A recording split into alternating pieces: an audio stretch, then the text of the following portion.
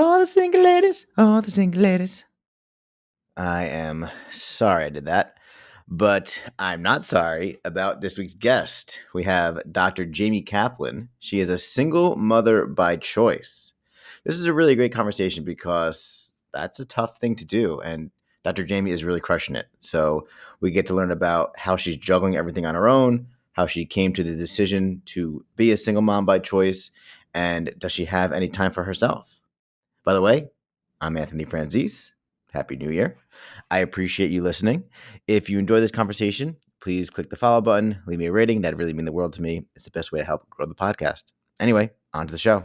Welcome back to the Successful Working Parents Podcast, the podcast where we talk to successful working parents, still working on the title. My guest today, she is clinical psychologist and owner of JK Psychological Wellness. She is an adjunct professor of Towson University, mother of one, ladies and gentlemen, Dr. Jaime Kaplan. Jaime, thank you for joining us. Hi, how are you? I'm doing great, thanks. Excited to talk to you. So we usually start off with just a quick background on your career. So if you would please just introduce your career, that'd be great. Sure. So I'm a clinical psychologist, as you said, and I have a specialty in eating disorders. I kind of fell in love with the college age, graduate, student level population. And so I started my career in college counseling. And then I transitioned into more eating disorder specific work. And then I opened up my own business in 2019. And along the way, I've been teaching classes at Towson, which is my undergraduate alma mater, since 2016. And you are a mother of one, is that right? How old is your child? Yeah, he is just about 2. Wow, exciting. Yeah. So an SMBC, single mother by choice. Mhm. Talk to me a little bit more about that. Tell the audience a little bit more about what that means to you. Yeah. So I turned 35 during the pandemic, and I'd been dating, but nothing serious. And I just kind of had a what's going on with my life moment, which I think many people did during the pandemic. Sure. And I knew that And when that they was, turn 35 also. yes, I guess so. And then I just thought, what's missing from my life? At this point, I felt good in my career, but I always knew I wanted to be a mother, and I just started looking into it. So I said, I don't think I need to wait for someone anymore. So I decided to do this journey on my own, and I think my first meeting with the fertility clinic was June of 2020, and I got pregnant in December of 2020. And here we are. Wow. Congratulations. Yeah, thank you.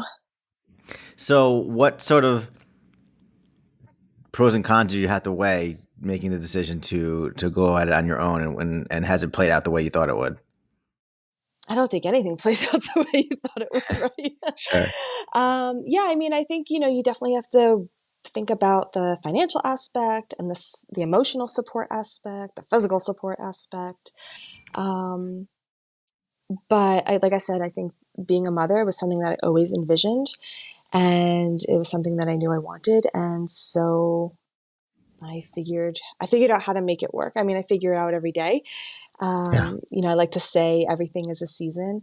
And I just remember the first time it was just the two of us. So after my friend left, she stayed with me for a week. My parents stayed with me for a week. It was just the two of us. And I thought, okay, we got to figure this out. And I thought, how am I going to do this? How am I going to go grocery shopping? And then Sure. a year later, we're flying across the country. Just the two. So, what seems like a big hurdle on this day is going to be nothing tomorrow. Yeah. I mean, how do you go grocery shopping? Now that you mention it, I feel like that would be kind of tricky. Yeah. When he was little, Yeah. I had the convertible car seat, so I would put it in the wagon, and I had my bags over the handle, and we would just do it. And now, Yeah. now he gets to sit up front, and he loves actually going grocery shopping. Yeah. I mean, I got to say, as somebody, I recently went through this myself. Uh-huh. My kid's about 10 weeks old now. And so it's really, they just give you the baby when you leave the hospital. There's really no Yes, instructions, or there's no exactly. test to make sure you know what you're Nope. doing. And Nope. it's daunting enough, with a partner. So I can only imagine, what it was like going through that on your own. So I definitely, commend you for doing that. So Thank you. how has it been juggling work life with that? I assume you were able to take a little bit of time off, but you have your own practice. So I don't know if you took a traditional like 16 weeks of maternity, or what was that No, like for you?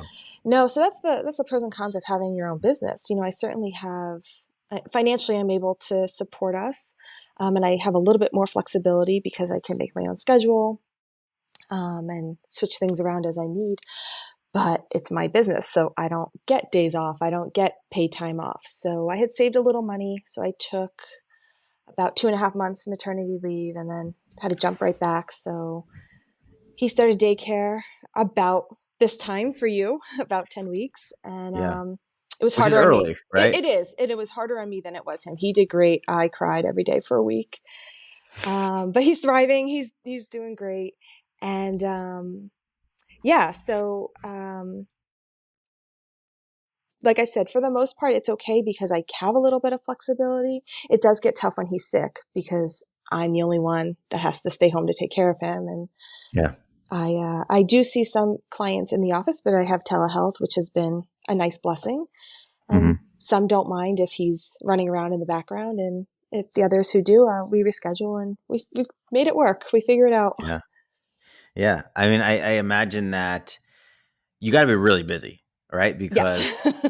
Because I guess obviously you have the daycare during the day that Hmm.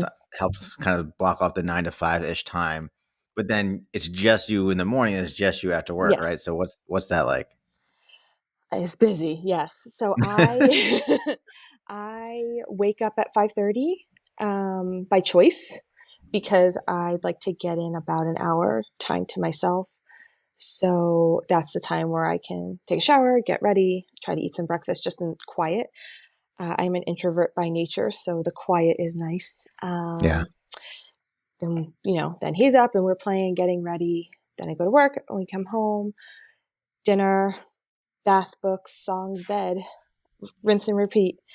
Yeah. Yeah, and then I try to take a little time after he goes to sleep to just decompress.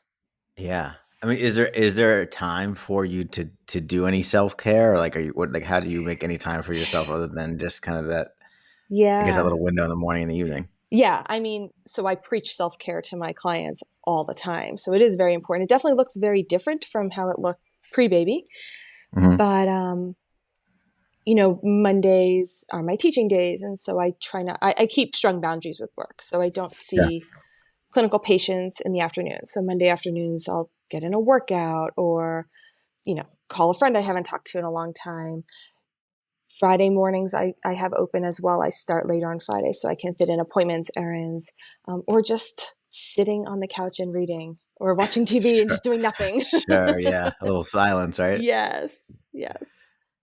Yeah, I mean, I think I told you my parents divorced when I was around 7. So my Hmm. father was still in my life, but he didn't live nearby. So I totally understand, well, as much as I can understand, right? Like it's a whole other beast when there's just the one person. Like I think my mom was stretched pretty thin a lot of the Sure. time. So I totally can relate to what you've been experiencing. Do you how do you take this into your dating life? I assume it's something that you advertise up front, and just has it changed the way you dated in the last 2 years? Are you able to date at all? It's honestly not even been something that I've thought about right now. Yeah. I think when he's a little older, um, and I have a little bit more me time and I'm able to do that, it would definitely be something that I advertise on. This is my identity. Yeah. Obviously, my child is my life, and if I'm Hmm. going to bring someone into his life, I want to make sure that they understand and appreciate that. But right Sure. now, oh my goodness, I couldn't Yeah. even think about it. I was introduced to you by a friend who's in a group with you for single mothers by choice. So has that group been really instrumental? Have you learned anything from them? Like what sorts of like tips and tricks have you picked up that have helped this journey? Yeah, I think so. The groups, I'm in a few groups, they're all on Facebook. It's been helpful to kind of see that there's a network of us. When I was doing it, obviously, I'm not the first person to do this, but I didn't know anybody who did this. I didn't even know how to go about it. I had to kind of figure out those steps. So it's nice to have that network. Um, And then, there are people, sometimes we'll ask questions. There are people who are saying like, hey, I'm going through this sleep regression, or we're about to fly for the first time. What have you all learned? So that's been helpful. I don't use them frequently, but it's nice to know that I have it if I need it. But I did use it a lot when I was getting ready to fly solo. That was very helpful. Yeah, I'm sure that was quite the journey too, right? Yeah, so I was quite the sight. I had the car seat in a backpack on my back, and he was in the stroller, and um, I had bags underneath the stroller, and it's just like, here we go. But we did it. It was great. Yeah. Do you Yeah. think there's anything that you've been unable to do that you would have been able to do if there was two of you? I think, I mean, probably having more of a social life. Right. There's definitely elements that I miss. I used to like to go to yoga classes and ballet classes. I like to go out to the theater, and so I haven't done those things really. So Yeah. yeah, I think just having more of that me time. But I don't, I think about that a lot.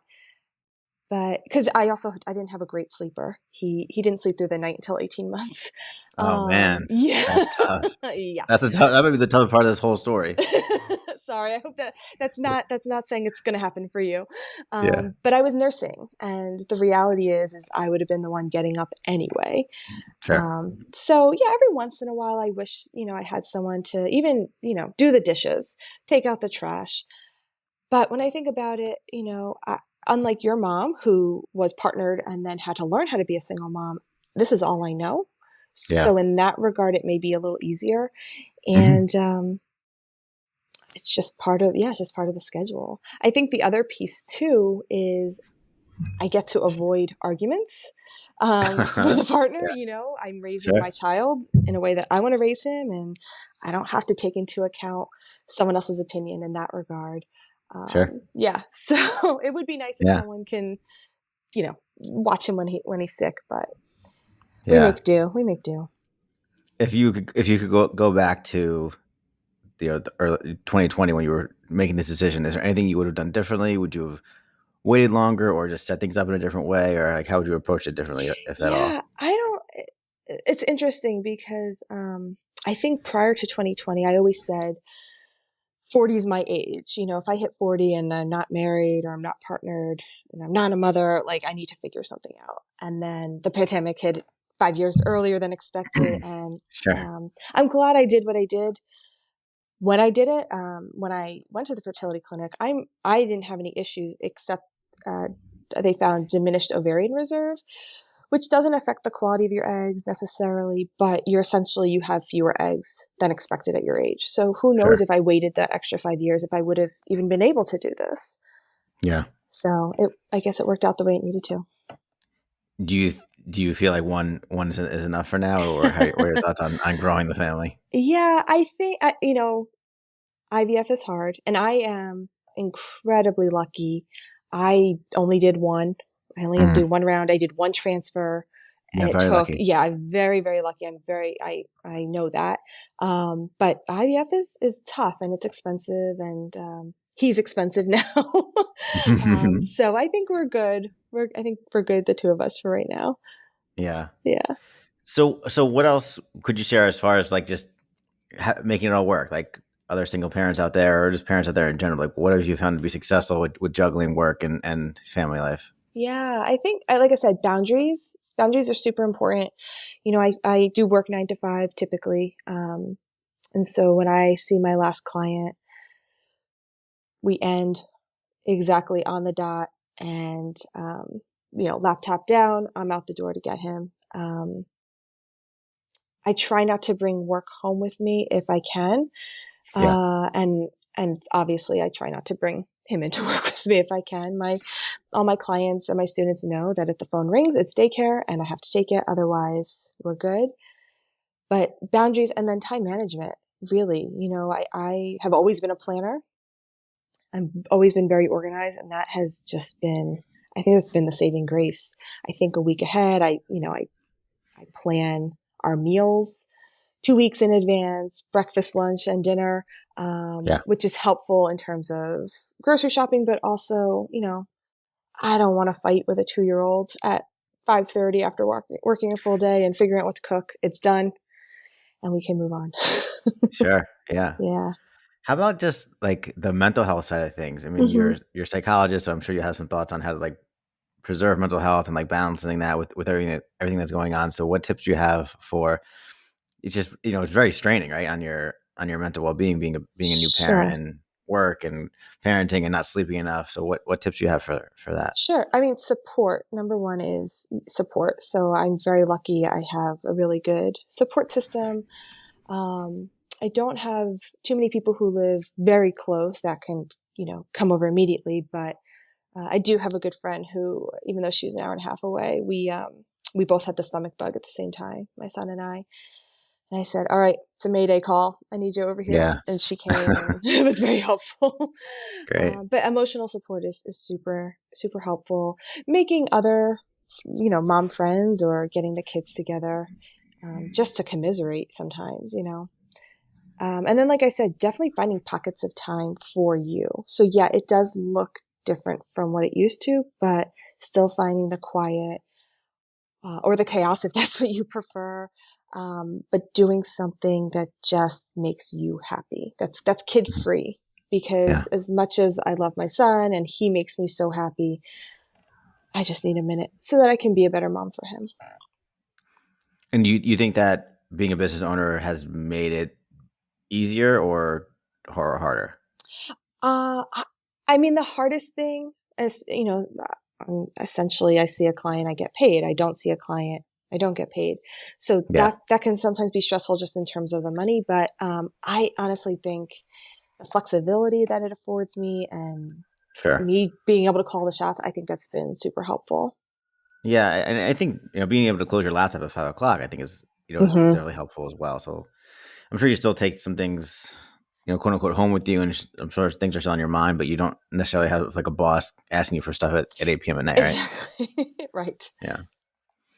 So as a psychologist, I think it's really interesting when like a parent is a psychologist as well, because I think a lot about the effect that we have on our kids' psyche. Hmm. Hmm.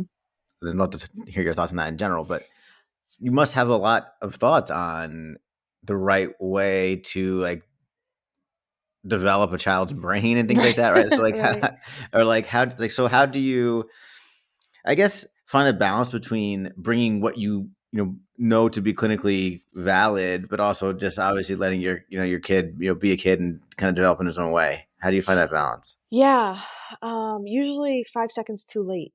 Um, because no one's perfect. And there are times where he'll do something. And in my mind, I can see the textbook. I can understand, okay, this is what he's doing and why he's doing it. Yeah, React this way. And then he'll push a button and I'll have to take a really deep breath, yeah, or backtrack.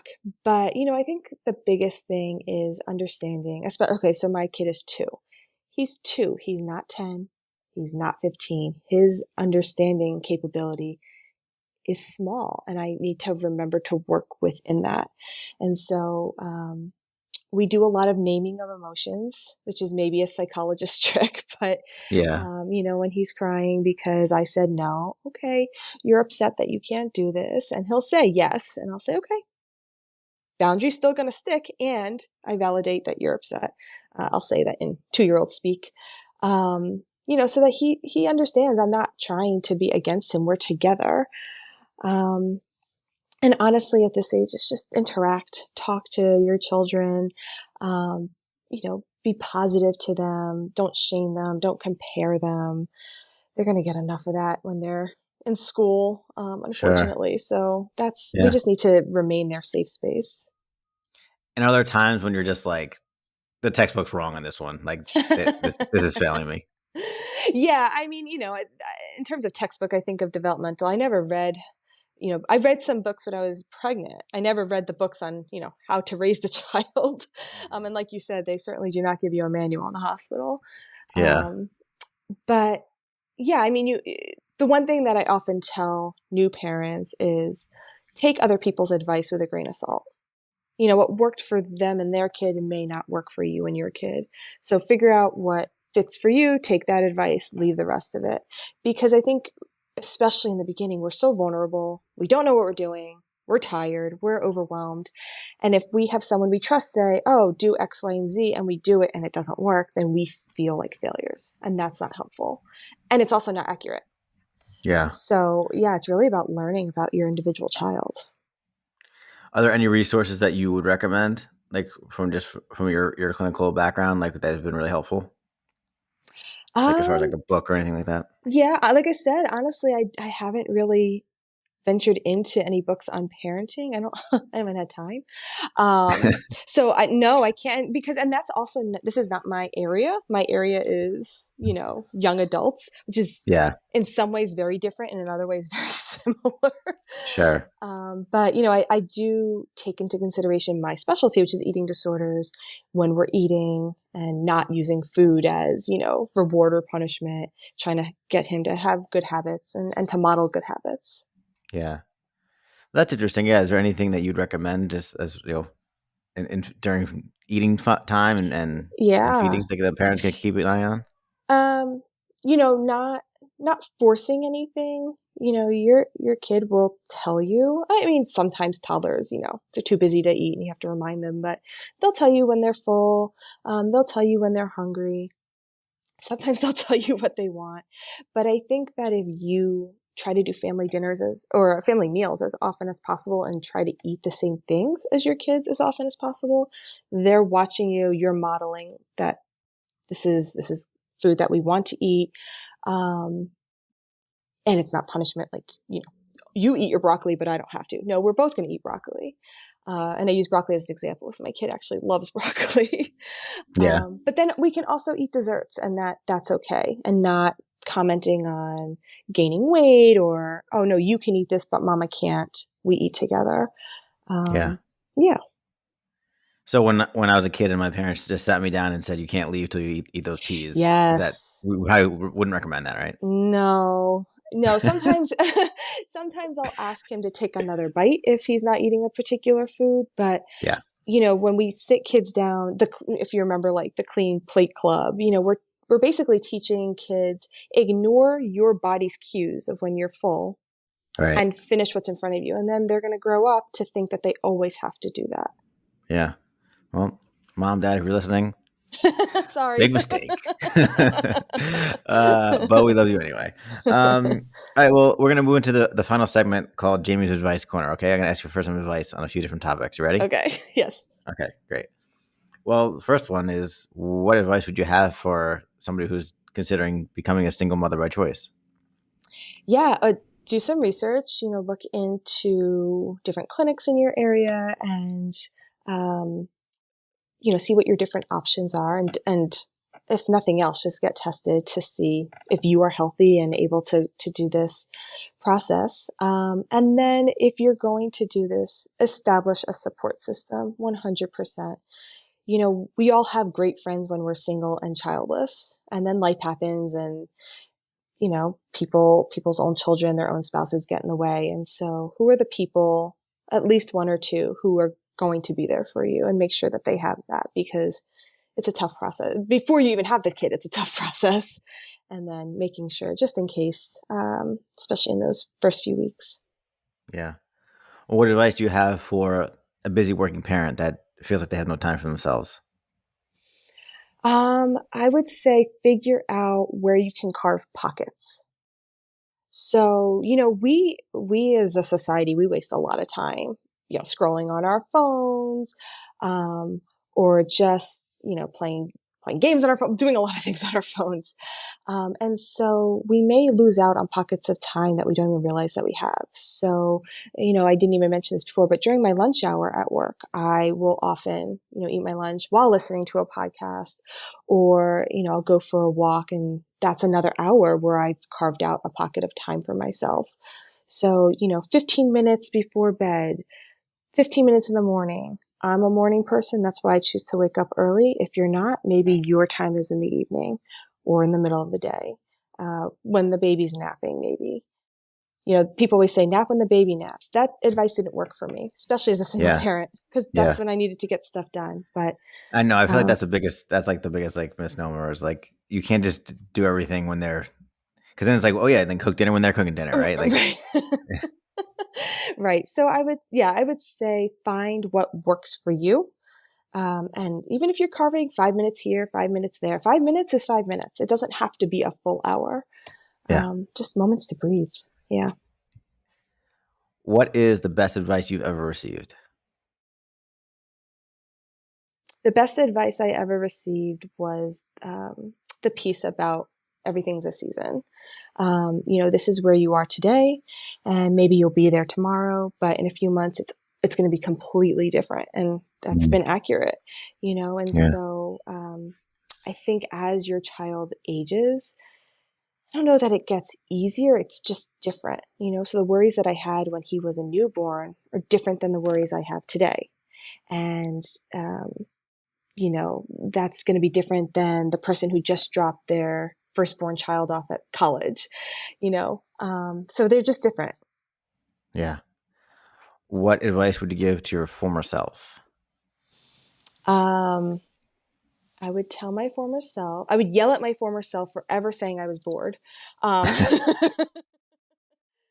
um, yeah, I don't, I'm not sure. I think my former self, I think I might have asked my former self to take a little bit more time for me. I was always very busy. My schedule was always jam-packed in a very different way, obviously, than now because it was all about me. And now it's not mostly about me. But I would say just take a little bit more time. Slow Mm. down, prioritize you and your needs, and get ready for the ride of a lifetime in a few years. Oh yeah. Any other advice to any single mothers that are listening right now? uh, Not advice so much as encouragement. We are a strong being. I know some people don't like hearing that. They feel like if someone says, "Oh, wow, you're so brave for doing that," they feel like that person's taking pity. But I always say, "Yeah, you're right. I am. And thank you for acknowledging it." Yeah. So you've got this. You're doing great. And again, this is for everyone. Take advice from others as you need it and what fits for you, because parents love nothing more than giving unsolicited advice. Well, speaking of which, I am soliciting this, but But that's okay then. the final question is, what advice do you have for me as the father of she's about 10 weeks now. By the time this episode comes out, she'll probably be more like 3 months old. So what advice do you have for me as the father of a Yeah. 3-month-old Oh, daughter? so at 3, you will officially be out of the newborn stage. Yes. Yeah. I would, obviously spend time with your child. I would try not to worry so much about doing every single thing to the T. You're gonna make mistakes, and your child's going to be okay. Kids are really resilient. 3 months, I think is a really big turning point because again, you're out of that newborn stage, and their little personalities start to emerge, and just soak it up, whatever Yeah. that means for you. Yeah. Appreciate that. Yeah. Well, Jamie, this has been a great conversation. Where can people go to connect or learn more about you? Anything you want to promote or share? Sure. Well, my personal website is jkpsych.com, jkpsych.com, and that's where they can learn more about me and my practice. Great. I'll be sure to link that in the show notes. All right. Dr. Jaime Kaplan, thank you so much. Okay, thank you.